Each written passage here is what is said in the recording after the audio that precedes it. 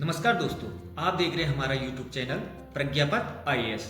आज की इस वीडियो में हम लेकर आए हैं एक ऐसी कहानी जो आपको हिम्मत, विश्वास और सफलता की नई प्रेरणा देगी।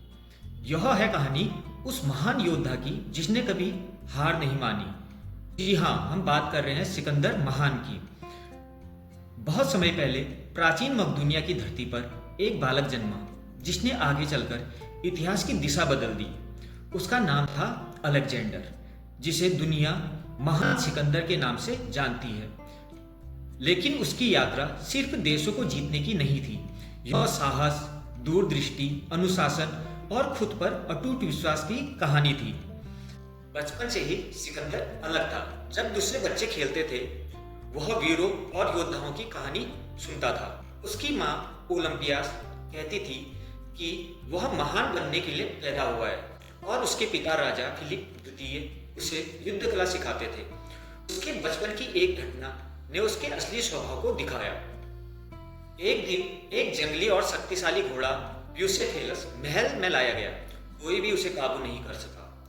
वह हर योद्धा को गिरा देता था। लोग बोले, यह घोड़ा बेकार है। तभी छोटा सिकंदर आगे बढ़ा। उसने ध्यान से देखा कि घोड़ा अपनी ही परछाई से डर रहा है। उसने धैर्य और समझदारी से घोड़े को सूरज की ओर मोड़ा, उसे शांत किया और उस पर सवार हो गया। सब चकित रह गए।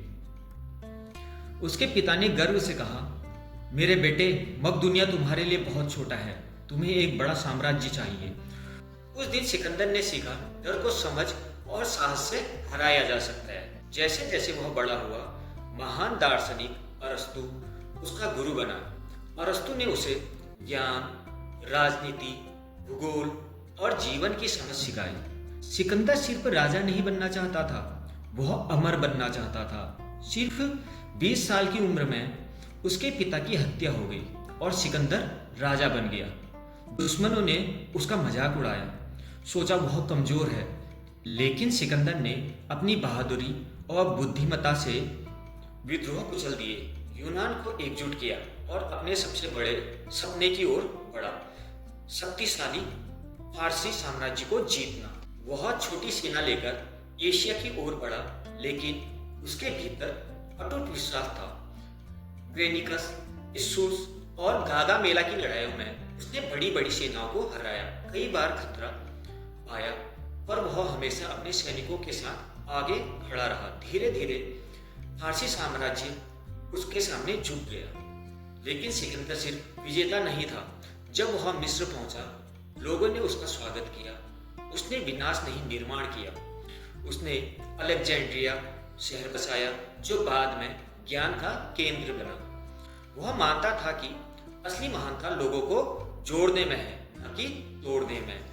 फिर वह और आगे बढ़ा, पहाड़, रेगिस्तान और नदियां पार करता हुआ 326 ईसा पूर्व में भारत पहुंचा। यहाँ उसका सामना बहादुर राजा पुरु यानी कि पोरस से हुआ। युद्ध भयंकर था। पोरस ने हाथियों के साथ वीरता से लड़ाई लड़ी। जीतने के बाद भी सिकंदर ने अपमान नहीं किया। उसने पूछा, तुम्हारे साथ कैसा व्यवहार करूं? पोरस ने कहा, राजा की तरह। सिकंदर ने सम्मान देते हुए पोरस को फिर से राजा बना दिया।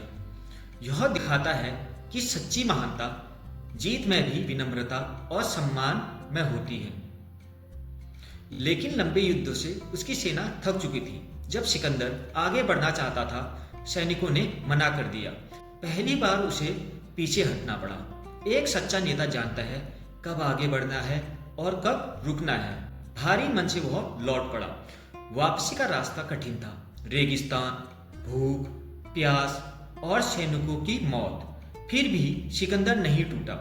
कठिनाइयों में भी वह नए सपने देखता रहा। लेकिन 323 ईसा पूर्व सिर्फ 32 वर्ष की उम्र में बेबीलोन में वह बीमार पड़ा और उसकी मृत्यु हो गई। जिसने कभी युद्ध नहीं हारा, उसे जीवन ने हरा दिया।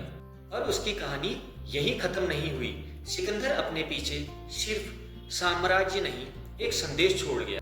पहला संदेश, बड़े सपने देखो, डर का सामना साहस से करो, उदाहरण बनकर नेतृत्व करो।